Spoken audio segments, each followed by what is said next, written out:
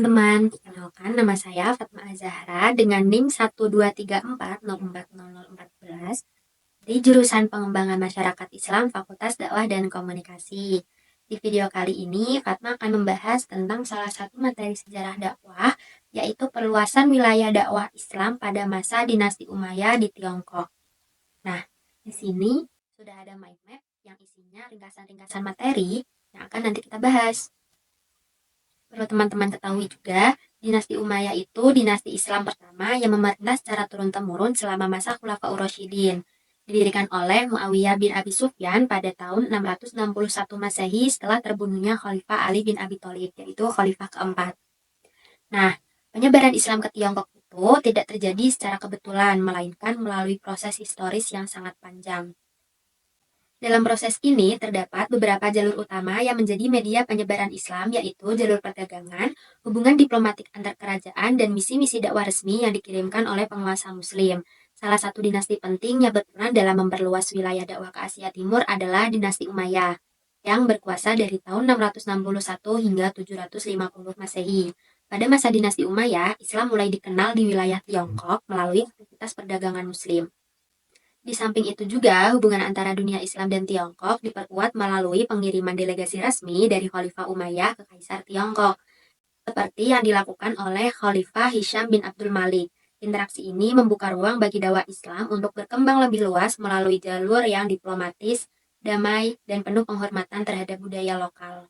Tiongkok sebagai salah satu peradaban tertua dan terbesar di dunia, memiliki sistem pemerintahan, sosial, dan budaya yang sangat mapan. Karena itu, penyebaran Islam di wilayah ini tidaklah mudah dan menuntut strategi dakwah yang bijak. Para utusan Muslim tidak hanya membawa pesan-pesan keislaman, tetapi juga memperkenalkan nilai-nilai peradaban Islam melalui pendekatan perdagangan, budaya, dan juga ilmu pengetahuan. Sasaran dakwah Islam pada masa ekspansi dinasti Umayyah mencakup negara-negara seperti Tiongkok, Jepang, Korea, Taiwan, Hong Kong, Tibet, dan juga Xinjiang. Pada abad ke-7, perdagangan merupakan salah satu jalur utama dalam penyebaran Islam ke wilayah Asia Timur, termasuk di Tiongkok. Nah, wilayah-wilayah besar seperti Arab, Persia, membentuk semacam segitiga perdagangan yang menjadi penghubung ekonomi, budaya, dan juga ideologi antara Timur Tengah dan juga Asia Timur. Wilayah-wilayah ini memainkan peran penting dalam penyebaran Islam ke wilayah-wilayah baru. Mereka menggunakan jalur perdagangan yang sudah ada seperti jalur sutra. Jalur sutra ini memungkinkan interaksi budaya yang intens yang termasuk perdagangan barang seperti sutra, rempah-rempah, teh, dan juga perhiasan dari Tiongkok. Para pedagang bukan hanya membawa barang dagangan, tetapi juga ideologi dan ajaran Islam. Penyebaran agama dilakukan dengan cara yang lebih halus melalui hubungan sosial dan perdagangan yang terjalin antara pedagang dan juga masyarakat lokal. Bukan hanya melalui jalur sutra, para pedagang juga menggunakan jalur laut seperti pelabuhan di Teluk Persia. Nah, salah satunya adalah kota Siraf. Kota Siraf ini terletak di pesisir Teluk Persia yang sekarang dikenal dengan nama Iran. Nah, di Siraf menjadi pusat aktivitas perdagangan maritim yang sangat strategis pada abad ke-7. Keberadaannya menjadikan Siraf sebagai penghubung utama antara pedagang Muslim dari Jazirah Arab dan pedagang dari wilayah timur seperti Tiongkok dan India. Kota ini dikenal akan pelabuhannya yang ramai dan terbuka untuk para pedagang dari berbagai bangsa. Situasi ini dimanfaatkan untuk menunjukkan karakter Islam dalam interaksi sosial dan juga bisnis mereka. Di Guangzhou, Tiongkok Selatan, para pedagang Muslim membentuk komunitas-komunitas kecil seperti membangun pusat pendidikan Islam dan juga masjid untuk sarana ibadah. Pengaruh ini lambat laun mulai diterima oleh masyarakat Tiongkok, terutama yang tinggal di daerah pesisir dan kota-kota pelabuhan yang terbuka terhadap dunia luar. Nah, hubungan perdagangan ini kemudian menjadi pintu masuk bagi diplomasi resmi antara penguasa Muslim, khususnya dinasti Umayyah dan juga kaisar-kaisar Tiongkok. Setelah wafatnya Nabi Muhammad SAW pada tahun 632 Masehi, Islam berkembang sangat pesat. Hanya sekitar 20 tahun kemudianlah, tepatnya pada tahun 651 Masehi, dinasti Umayyah mengirim utusan diplomatik ke Tiongkok. Ini menjadi salah satu kontak resmi pertama antara dunia Islam dan juga dinasti Tang.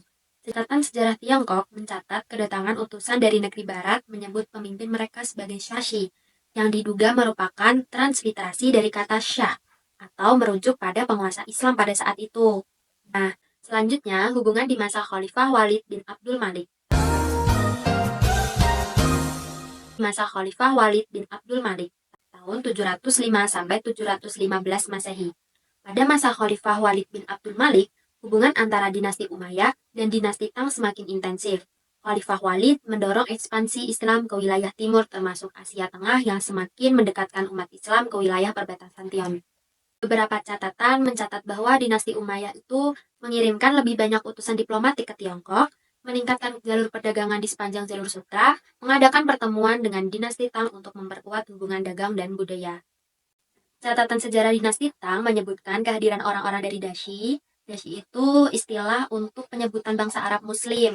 Mereka digambarkan sebagai bangsa yang membawa ajaran baru dari negeri barat. Ciri-ciri orang Dashi ini berperilaku sopan dan juga membawa barang-barang mewah dari negeri mereka sendiri. Bahkan beberapa sumber Tiongkok mengakui bahwa kekuatan Dashi menjadi faktor penting dalam geopolitik Asia Tengah pada abad ke-8. Hubungan antara dinasti Umayyah dan juga dinasti Tang memiliki arti penting karena membuka jalan bagi penyebaran Islam di Asia Timur terutama di wilayah-wilayah seperti Chang'an dan Guangzhou.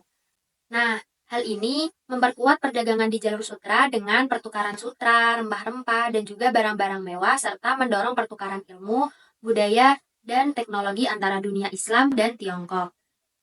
Runtuhnya dinasti Sasan pada 651 Masehi akibat serangan pasukan Muslim Arab, Persia jatuh dalam kekacauan. Virus, putra mahkota Persia, melarikan diri mencari bantuan dan akhirnya tiba di istana dinasti Tang di Tiongkok. Virus memohon dukungan militer kepada Maharaja Tiongkok untuk merebut kembali tahtanya. Namun, Kaisar menolak permintaan tersebut. Sebagai gantinya, Tiongkok menunjukkan iktikat baik. Mereka mengirimkan utusan untuk mengamati kondisi Persia dan memberikan virus perlindungan serta gelar kehormatan. Misi virus ini tidak mengembalikan tahta Persia, namun berhasil membuka hubungan diplomatik yang penting antara Persia dan juga Tiongkok. Nah, dari sinilah pertukaran budaya, perdagangan, dan hubungan politik antara kedua bangsa mulai berkembang dan meninggalkan jejak yang panjang dalam sejarah Asia. Pada awal abad 8 Masehi, dunia Islam sedang berada dalam masa ekspansi besar-besaran di bawah kepemimpinan para jenderal yang cakap. Wilayah dakwah meluas ke berbagai penjuru dunia. Salah satu tokoh penting dalam misi dakwah ini adalah Qutaibah bin Muslim al-Bahili. Beliau ini seorang panglima yang tangguh yang berperan besar dalam menyebarkan Islam di kawasan Transosiana. Transosiana ini merupakan wilayah Asia Tengah yang kini meliputi Uzbekistan, Tajikistan, Kazakhstan, dan sebagian di wilayah Kirgistan. Transosiana pada masa itu dihuni oleh berbagai bangsa seperti Sogdiana, Baktria, dan juga Khwarams.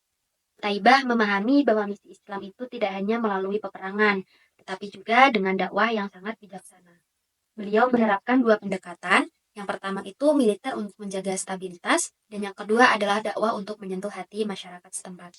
Dengan kesabaran, beliau memulai membangun masjid, mengirim para dai, dan juga mengajarkan dasar-dasar Islam kepada penduduk. Sedikit demi sedikit, rakyat Transosiana mulai menerima Islam, bukan karena paksaan, melainkan karena keindahan akhlak para dai dan keadilan pemerintahan Muslim. Setelah berhasil menanamkan pengaruh Islam di Transosiana, Qutaibah bin Muslim memandang lebih jauh ke arah timur menuju perbatasan Tiongkok. Beliau sadar bahwa Tiongkok adalah kekuatan besar Asia, dan jika Islam dapat menjalin hubungan dengan mereka, itu akan membuka peluang besar untuk dakwah lebih luas. Namun, Qutaibah bukan tipe panglima yang gegabah. Beliau tahu bahwa wilayah Tiongkok penuh tantangan bukan hanya kekuatan militer mereka, tetapi juga kebesaran budaya dan diplomasi mereka. Maka, beliau ini memilih jalur diplomasi daripada konfrontasi. Untuk menjalankan misi ini, Qutaibah mengutus seorang diplomat ulung bernama Hubeiroh bin Musyamarij Kilabi.